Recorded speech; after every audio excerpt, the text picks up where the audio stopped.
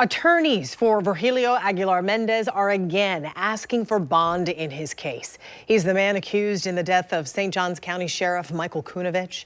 Aguilar-Mendez's attorneys argue he is not at fault. The medical examiner found that Sergeant Kunovich died of a heart condition. News4JAX reporter Marilyn Parker explains the defense's justification for bond.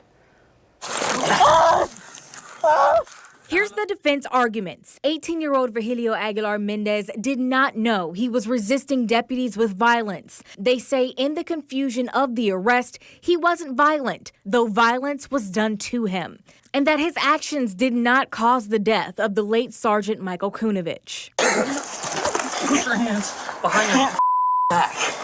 His attorneys want to argue this in court while trying to get him a bond. It's written out in this motion that says they either want him to be released with the promise of him coming back to court or on a $5,000 bond. Now, if you remember last month, Judge Smith ruled Aguilar-Mendez incompetent to proceed. Outside attorneys with this case say he actually falls in limbo with this in the state statute. Well, the reason he doesn't fit into the two categories is because one category is mental health, and he's not mentally ill based on what the order says. The other category is intellectual disability. There's no evidence that he's in that category either. How do you argue for your client once the judge had already ruled them incompetent to proceed?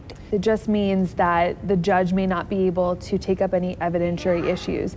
Bond certainly could be outside of that. Schott says if Aguilar-Mendez doesn't meet the criteria to be held involuntarily, then he must be released. She says if they move forward with the bond, they'll have to consider the new evidence, including the autopsy that calls into question whether or not Aguilar-Mendez committed manslaughter. What the defense is most likely trying to communicate by filing these motions, even when the case is stayed, is, hey, community, hey, St. Johns County, you need to keep eyes on this. You need to hold the state attorney's office accountable because everyone is entitled to their civil rights. Even though he's not an American, he still has rights while on American soil. Yes, everyone who is here in America is afforded every constitutional right, every civil right that we as citizens are afforded.